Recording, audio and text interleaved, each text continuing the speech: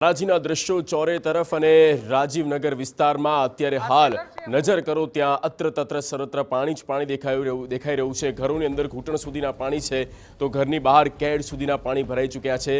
ગાડીઓ તણાઈ રહી છે, અડધું ટ્રેક્ટર પાણીમાં છે અને આ આમ તો હાઈ પોશ એરિયા છે ને ત્યાં પાણી ઘર વખરી તમામ વસ્તુ પલળી ગઈ છે, સોફા બધું।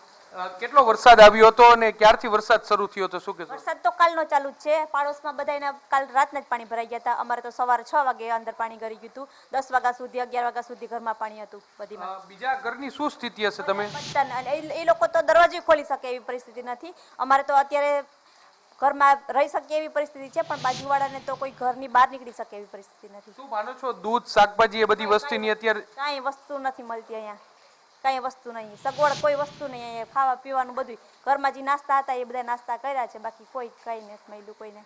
અને હવે આટલા વર્ષોમાં પહેલી વાર આવું પાણી ભરાણું હશે કે? અમે 2 વર્ષથી અહીંયા રહેવા આવ્યા છે। ગયા વર્ષે પાણી હતું અને આ વખતે એટલું પાણી આવ્યું। ગયા વર્ષે આટલું બધું અંદર નહોતું આવ્યું અમારે, પણ આ વખતે તો ઘરમાં પાણી ગરી ગયા છે અને બધું પલળી ગયું છે ઘરમાં।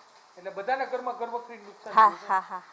પણ જે સ્થાનિક લોકો છે કે કહી રહ્યા છે કે તમામ ઘરવખરી છે તે ઘરનું ફર્નિચર હોય, ઘરની જે ઘરઘંટી, ફ્રીજ હોય, ટીવી હોય, તેમને પણ નુકસાન છે તે પહોંચ્યું છે ને ઘર વખરી છે તે પણ પાણીમાં પલળી ગઈ છે અને અત્યારે જે જીવન જરૂરિયાતની જે ચીજવસ્તુ હોય તે પણ ન લઈ શકે તે પ્રકારની સ્થિતિ છે તે જોવા મળશે, કારણ કે પાણીનો પ્રવાહ જ એટલો છે કે કોઈ બહાર ન નીકળી શકે તે પ્રકારની સ્થિતિ છે તે અત્યારે જોવા મળશે ને ત્યારે તંત્રએ તાકીદથી અહીં જે સ્થાનિક લોકો રહી રહ્યા છે તેમના હાલચાલ પૂછવા ખૂબ જ જરૂરી છે। કેમેરા પર્સન ભાવેશ લશ્કરી સાથે મોહિત ભટ્ટ, TV9 પોરબંદર।